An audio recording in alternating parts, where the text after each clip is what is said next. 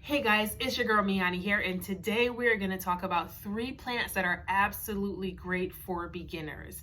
Now, make sure you stick around to the end because I'm going to throw in a little bonus. If you're about to start collecting plants yourself, I'm going to give you some information as to where you should get these plants and a few tips and tricks that I have that I use all the time. So about a year ago, I was not quite the plant enthusiast that I am today. As a matter of fact, I had problems keeping plants alive like cactus and succulents, and you would think that those are the easiest plants to keep alive. But as I have discovered, it's definitely easy to kill both those plants. I keep getting questions on my Instagram because I share a lot of my pictures and my day-to-day stories about how they're growing and the new leaves. So I get up in the morning and I share that.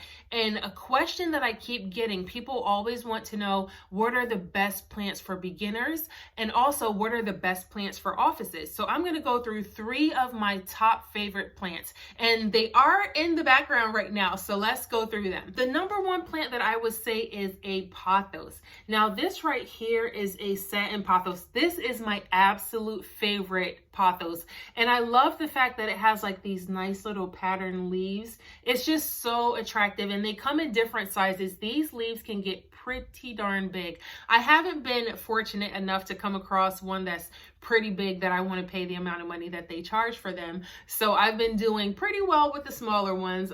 This is one right here, and then my plant along that wall that's trailing, that is also a satin pothos. And I got that baby when it was pretty small a year ago, and look at how much it has grown since then. Once you get to know them and know what they look like, you're gonna realize that you've been seeing them everywhere, but you never really paid attention to them.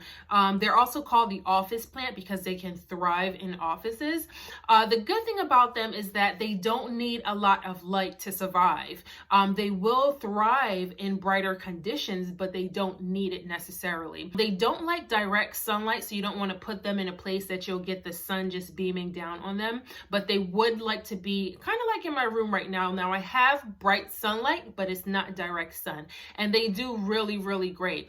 One thing about them is that they will continue to grow and trail, and you can propagate them and make them into other plants, and we can talk about that in another video. But I will say definitely pothos, they're the way to go. And there's so many kinds of pothos. There's the neon pothos, they have the satin pothos, the Brazil, they also have what is it called? It's coming to me. It's variegated. I can see it, but I can't get the name. If you are in the market for a beginner plant, pothos is the number 1 plant. I've seen them at airports, offices, food places when you go. Next time you go to any of those places, look around and see if you see pothos. You probably will. They're amazing plants. So this right here this is one of my snake plants. Snake plants are great because they don't require a lot of water. They're very hard to kill.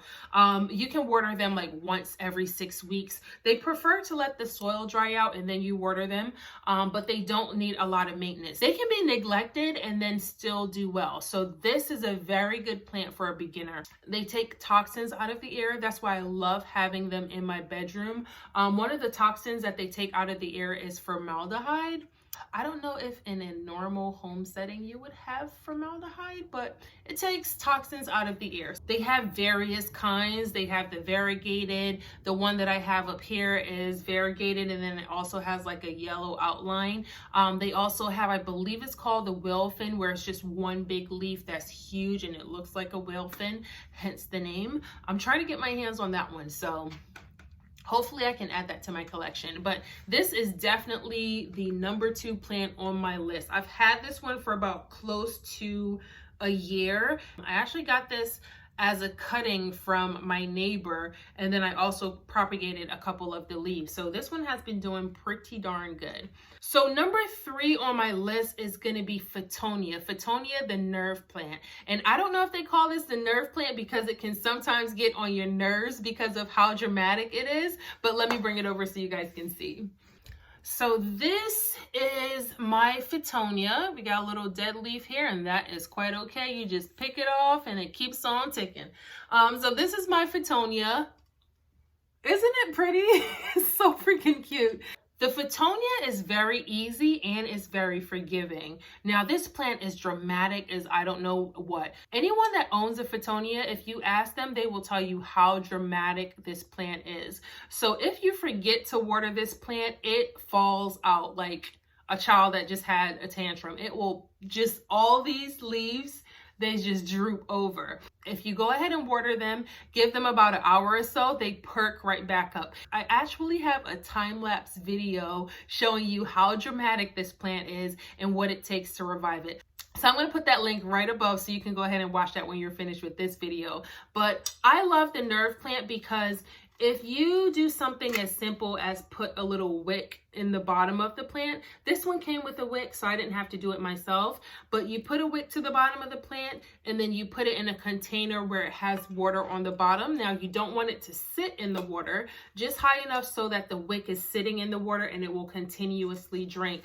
I filled this one, I gave this some water a couple days ago and it's already empty. So I'm gonna go ahead and refill this, not fill it all the way up. I'm gonna go ahead and put some water in here so this baby can stay happy because I do not want to see it faint. I just went over with you the top 3 plants that I believe are the easiest for beginners: the pothos, the snake plant, and the Fittonia. Now, before you guys run out and start buying these plants all willy-nilly, this is my bonus tip for you. I would suggest getting them from one of 3 places: Walmart, Lowe's, or Home Depot. Don't try to go to like those fancy places that overcharge you for plants because of the atmosphere and how they're set up. The reason I'm saying that, yes, because sometimes they're high and overpriced. When you're starting out with plant care, oftentimes your plant dies. They die from being overwatered or neglected or just being in the wrong conditions. So with that being said, you're going to be spending money trying to keep plants and maintain and replace. But the good thing about Lowe's, Walmart, and Home Depot, if you keep your receipt, they will return your plant within a year, even if it's dead as I don't know what, dead as a doornail. I've had so many plant funerals. That's what I call them when I get my bunch of plants that die and I take them back to the store. I've had so many plant funerals. I learned this like months into the game and I was like, well, dang, I spent so much money on plants and they die and I threw them out and I would go get new plants, but I never knew. So again, if you're starting out with plants, or even if you're already in the plant game, definitely go to one of those 3 places to purchase your plants, because if they die, if they're not doing well, if they get some type of infestation within the year, you can take them back to the store, you can exchange them, or you can get a refund. Now, when it comes down to that, what you need for your refund is either a receipt or the card that you purchase it with. So what I like to do, another tip, what I like to do whenever I get my receipts, I get them emailed and I have a little folder. I got this tip from Brittany718. I made a little folder in my Gmail that says receipts. So all my receipts from Lowe's, I put it right into that folder. So to recap, we just talked about 3 plants that are really easy to take care of as a beginner.